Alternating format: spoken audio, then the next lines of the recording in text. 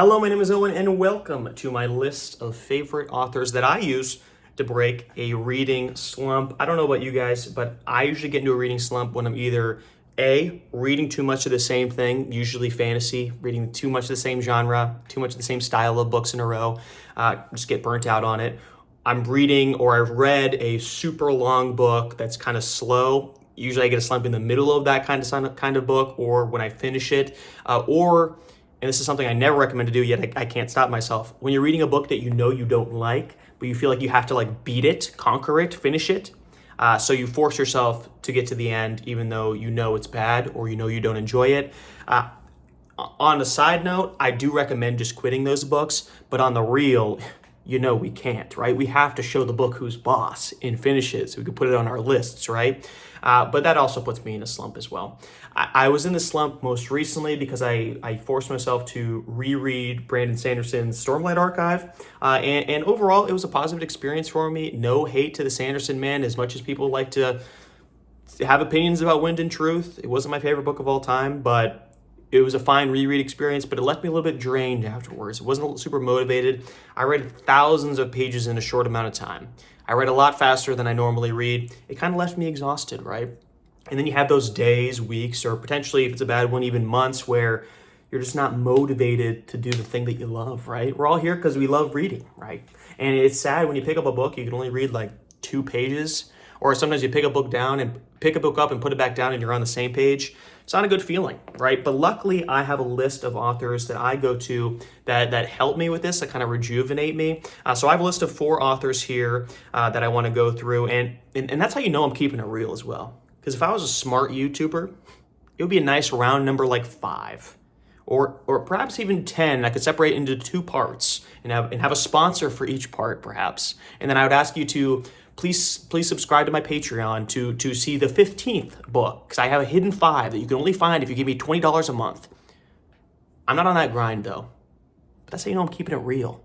Because I tried to think of a 5th one just to make it a nice round even 5, and I couldn't.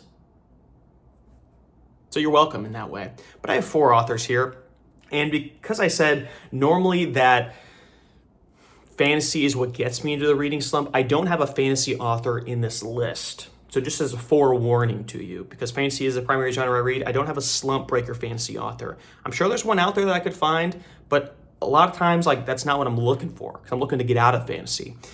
So I have a list of 4 here, but that being said, they each kind of serve a different purpose here. So if you don't like the first one, you're not jiving with the second one. The third one, I think, services me in a different way, and I think the 4th one does as well. I think they all each have their own strengths, so I think any kind of reader can enjoy at least one of these authors for the purpose of slump breaking, or also just to find an author that's solid, because I really like all these authors as well, and I do read them outside of breaking slumps just because I enjoy their work. All right, stop prefacing everything, okay? Let's get into the list. What's everyone came here for. Number 1, we have Jenkins Reid, the author that inspired this idea of a video, because she got me back into the reading groove very recently. So I recently read Carrie Soto's back reviews on the channel. I encourage you to check it out. But I read 3 of her books so far: Carrie Soto, Daisy Jones and the Six, and 7 Husbands of Evelyn Hugo. What I like about Jenkins Reid is she has good stylistic variation, and that's mainly in her time period, and also kind of the setting that she puts her, at least in the books that I've read, that she puts us in for each book. So 7 Husbands was about old Hollywood, the movie business, but specifically old Hollywood vibes. Daisy Jones and the Six was a Fleetwood Mac style band in the music industry, and then Carrie Soto was about tennis, sports industry, kind of that world.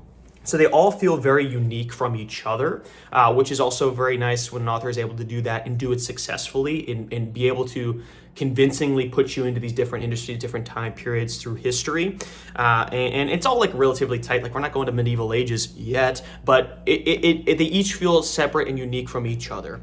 And what she also does with this stylistic variation is she's not afraid to kind of, I keep wanting to say multimedia. It's not multimedia because it's all reading, but for Daisy Jones and the Six, it was put through the frame of, this is a documentary about the band Daisy Jones and the Six.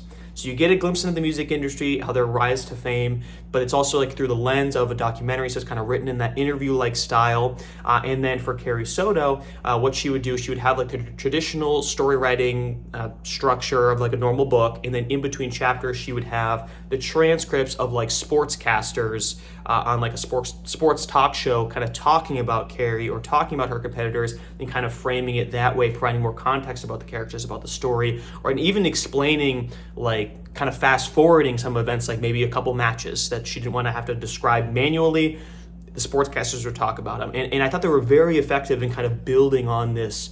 Like the mythos of Carrie Soto as like a sports professional and like her legacy and stuff like that, but also kind of like emphasizing some of the problems that Carrie has, like the media and stuff like that, but through the lens of like very realistically reading talk show conversations, like the stuff you hear today about like LeBron or something like that. It was kind of translated into this Carrie Soto figure, and I thought that was very refreshing. It kept the read going fast, and it kept it interesting in a lot of ways. And not to say that the story itself wasn't interesting by itself, but it adds kind of a unique Taylor Jenkins Reid flair to it, which I really enjoyed reading, specifically in Carrie Soto, but also like the framing of Daisy Jones and the Six, I thought was very unique, as well as just a unique read in general, which I enjoyed. And then about the books itself, what I like about Reid is that it's very solid storytelling. I always like the choices that she makes. Some of them hit emotionally harder than others. I thought Seven Husbands was the most emotionally charged of the three books, the most like solid, like, oh wow, like emotional punch. But throughout all of her books, no matter how much I liked all of them, it's very clear how intentional Reid is with her characters and with her storytelling. There's never anything that happens in one of her books where it feels like she clearly didn't know what to do here. It's very obvious each step of the story was planned from the start, or at least it feels that way, and it just leads for a very complete reading experience. And it's kind of hard to describe exactly what I'm talking about, but you know it when you see it, when like an author, it just feels like too convenient, or it feels like the character is acting one way for an entire book until the one moment where it's like, I don't really know if I believe that, and I'll just brush past it, or it really bothers me and I can't get past it. But it always feels like Reid has a very intentional story that she wants to tell from the very beginning and just gives it to you. This is the story. Enjoy it or not. And I really like that intentional kind of writing style. And it just leads that every one of her books feel very, very solid to me. And it leads me like, and that's another important thing about slump breaker authors as well. Like, you want to be able to trust that when you pick up one of their books, you're going to enjoy it. And I think Reid, in the past couple of years, is one of the most solid writers in that regard, where I feel confident of a certain level of quality when I'm picking up one of her books, even though I've only read 3 of her books, which is impressive in itself to impose that impression upon me after only 3 books. But that's the first on our list, Taylor Jenkins Reid. Moving into number 2, we have Emily Henry, which, I love to dabble in a good romance, and she's kind of entered the forefront of authors that I kind of trust in this genre. Obviously, she's very popular. And I will say, though, that Emily Henry books are the closest to fluff reading that I do. And not that I'm not really a fluff reader, guys. And what I mean by fluff reading, there are some authors, and let me just preface this by saying I don't think Emily Henry is one of these authors. There are authors out there who just like pump out novels like it's nobody's business. And it's definitely like an industry out there in reading and also like in movies. Like, you think of like Hallmark movies, that's a fluff movie. There are authors that do that for books. Emily Henry, like I said, is not one of those authors, I don't think. I think she's a little bit of higher quality and a little bit more, I don't want to say effort. That sounds rude, but that's kind of what I mean. So I'm not going to say it, but we're just going to sit in that a little bit. But I think she puts a little bit more effort in than the authors I'm kind of talking about. But it's the closest to that regard simply because of the genre that she operates in, right? Because the romance genre is very formulaic in its structure. It's like the rom-com formula, right? the couple meets, the couple fights, the couple breaks up, the couple gets back together, and there's kind of a B plot of like the main characters like emotional trauma, like with their family, with their friends, or something outside of the romantic relationship, and they're kind of interwoven together. And then you think it was about the romance the whole time until the emotional subplot kind of takes the forefront, and then the partner helps them solve it, and that's when they really get together at the end and kind of goes from there. So all of her books that I've read so far have followed that formula to a T. That being said, what Henry is very strong at, she's a very, like Reid, very solid writer, very, now I don't know if it's maybe, I wouldn't say intentional is a good way to describe her compared to Reid, because I think Reid's a little bit more solid in kind of like the plot regard, but it's solid writing, it's easy to read, and I think that her emotional B-plots I was talking about are very well crafted, very realistic for each of these characters. But what I think Henry is good at is having interesting promises to the premise. And what do I mean by that? I mean, like, you have that structure, you have that formula for each romance book. What makes you pick it up versus another romance on the shelf? If they're all the same formula, you need to have an interesting hook. And for a book like Happy Place, it was the couple, it's a romance, except the twist is the couple was a couple, but they broke up, and now they're on a vacation home with their friends, but they have to pretend that they're still a couple. So that's kind of the hook that brings you into it, right? It has the romance formula, and as you read the book, they kind of go through those ups and downs, but the twist is these are exes that are pretending to be a couple. That's kind of what has to bring them back together. So the fun and games and the promise of the premise is that these two are going to be pretending to be a couple, but maybe they don't like each other anymore. Maybe there's going to be tension, but they have to pretend like they love each other. And even though they hate each other, they have to give each other a little kiss. That's what you're going there for. And let's be honest with ourselves. We want to see the people that hate each other kiss because you know it's going to make them fall in love again. That's the promise of the premise. And then for her most recent one, A Funny Story, right? It's people that break up with their couples, and then the exes, like the ones who kind of discarded from this rom-com like story, like the childhood friends that get together, the people that were left behind have to become roommates, and they have to watch as their former partners get married to each other. That's an interesting promise of the premise, right? Now, unfortunately, where her books fall apart that I found is when the promise is greater than the results. For example, for A Funny Story, I thought that we're going to be getting maybe a little bit more shenanigans with the exes having to force themselves to go to the wedding and act like they're happy and watch their exes get married to each other. There wasn't really as much as that, so I was a little bit disappointed by that book. That being said, because of her solid writing, she's not like an AI writer. She's not just throwing the stuff into a word generator, guys. Very solid stuff. It's very easy to read, and it's a quick read as well, and it kind of gets you back into that group. And if you get a good one, like Happy Place, like Beach Read, where the premise plays out, the emotional B-plot is strong, ties into the story, and it's an emotionally charged, get back together moment. They're kissing in the rain. It just feels good. And it gets me back into the rhythm. And not everybody likes the romance genre, but I feel like when it hits hard, it rejuvenates me like none other, right? And I think Emily Henry is one of the best in the game, currently working. And even though, like, if I don't love, like her latest book, I didn't love it, I'm still gonna be in line for the next one because I wanna see what else she's got cooking. So that's my number 2, Emily Henry. Moving on to number 3, we're gonna kind of take a left turn here. An author that I talk about fairly frequently on the channel, but I haven't read one of his books in a while. We have Erik Larson. Now, he is a nonfiction writer, and I don't mean this in a degrading way, but he is what I like to describe as popcorn nonfiction because of the more entertaining writing style that he employs. And listen, nonfiction, we all know it. It's a bit of a slog to get through. I enjoy it as much as the next guy. But unfortunately, the next guy doesn't enjoy it that much. And I think that Larson does a good job of like writing nonfiction in a fiction way, where he's telling you a story, he's getting you engrossed in these characters while providing you historical context, facts, and all the other nonsense that you got to provide to tell a true story, right? But he's very good, and kind of like Reid in the way that he's always jumping around to different periods and histories. Like I read like Dan Jones, who's kind of focused in like the Middle Ages, like English history, Norman Conquest kind of type era of history. Larson's not afraid to jump around. He'll do World War II. He'll do Industrial Revolution. He'll do like whatever. He'll bounce around a little bit. which means that every time you're picking up a book, you know it's going to be an entertaining read because he writes in kind of this entertaining style, but it's a different period of history, a different story in history, and sometimes they're kind of niche stories in history as well. So they're kind of like more like party conversation stories in history, like, did you know that this was blah, blah, blah, blah, blah, blah? Did you know that the Ferris wheel was invented for the Chicago World Fair? That's what I use literally all the time, guys. Thank you, Erik Larson.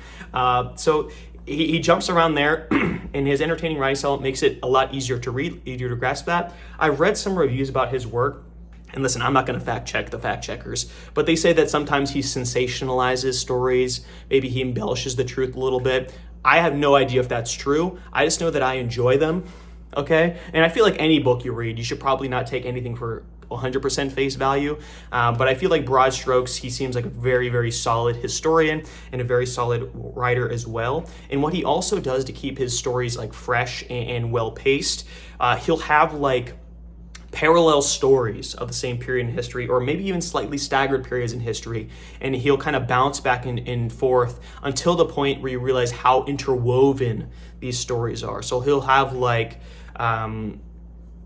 I can't think of an example at the top of my... let's talk about the most obvious example, right? So his most popular book is Devil in White City, right? So it's about the Chicago World Fair, the inventing of the Ferris wheel, but then it's also the serial killer that lives in Chicago and he has his own hotel.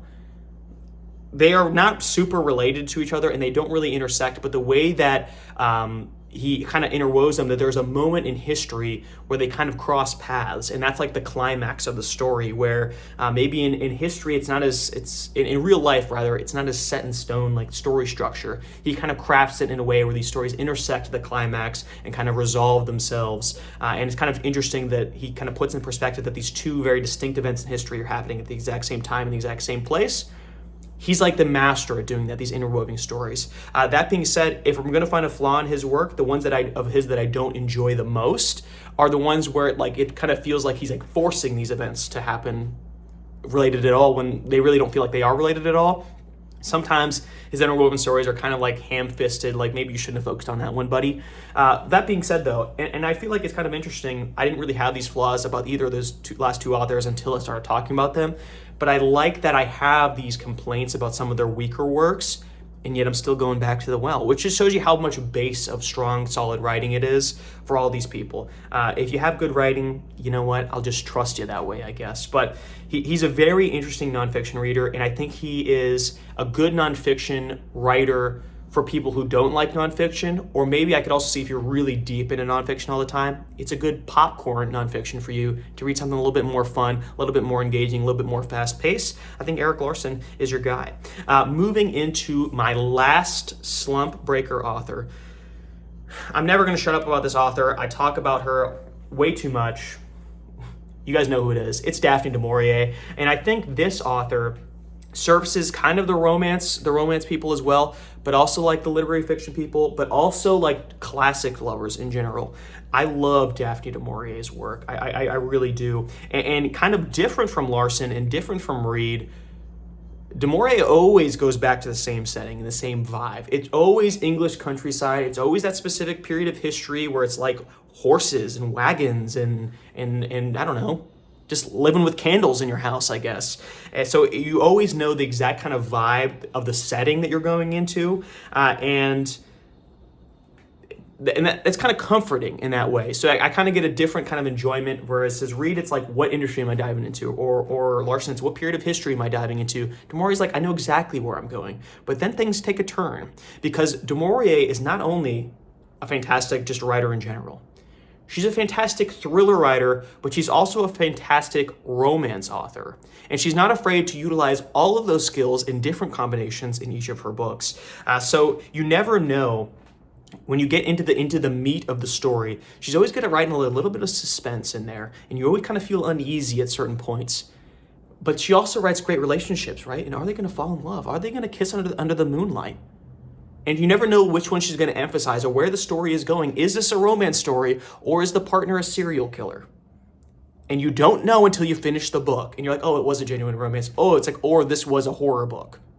And I love like the kind of rolling of the dice of which of her skills is she going to emphasize in this. And I feel like every book of hers that I've read has had all of those aspects, but like I said, kind of just played up to different degrees, right? Like Rebecca has this kind of like eerie feeling the entire time, like something is not quite right, and this main character is trying to figure it out, like who is this Rebecca, and why do I feel like she's like not dead and she's alive and she's behind me, she's gonna kill me. My cousin Rachel is like, I feel a little bit uneasy about this Rachel character, but also, are we falling in love here? Should I be uneasy or should I be falling in love? And then Jamaica Inn, that one's mostly just uneasiness. And then House on the Strand, we're not going to talk about that one. But then Frenchman's Creek, there's a pirate on the loose, and he's dangerous. Is he going to kill me or is he going to kiss me? And you know what? I'm not going to spoil which one is which for all of those stories. But there's aspects of romance, there's aspects of thriller, and I just love not knowing. And I think she does all of those aspects so solidly that it'll just keep me coming back for all time, okay? For all time. And I think this would satisfy the itch of like romance readers who want to read something a little bit older. I think du Maurier is up your alley. Thriller readers, I think, could find something of value in especially Rebecca and My Cousin Rachel. And I think classics readers, if you haven't already read du Maurier, she is a little bit more easy to read than a lot of like classics. I think a little bit easier to read than like maybe like a Dumas or like a Steinbeck, like those are the classic authors that I read the most. I think she's a little bit easier to read than those guys. And not to say that it's like less artistic value, because I think there's a lot of like great thematic work as well. What du Maurier is very, very strong at is having main characters, that is, who are very flawed, and their flaws play directly into the themes of the story, in the plot of the story, in a very realistic way. And it lets you relate to these characters, even though we're not from old-timey English countryside. She's very good at bringing you to that level and immersing you in that world. And even if I don't love House on the Strand, all of her other books I absolutely do adore, and I encourage you to check them out. So that's my list, guys. Taylor Jenkins Reid, Emily Henry, Erik Larson, and Daphne du Maurier. Those are my slump breakers. And if you haven't read any of their works and you're not in a slump, I encourage you to read them anyway. Dip your toes into one or all of these authors, and trust me, okay? That's what I'm trying to say. I'm very well spoken. I'm very smart. I'm very confident. You will like these books. Be sure to like and subscribe if you like the video you want to see more in the future. And as always, thanks for sticking around.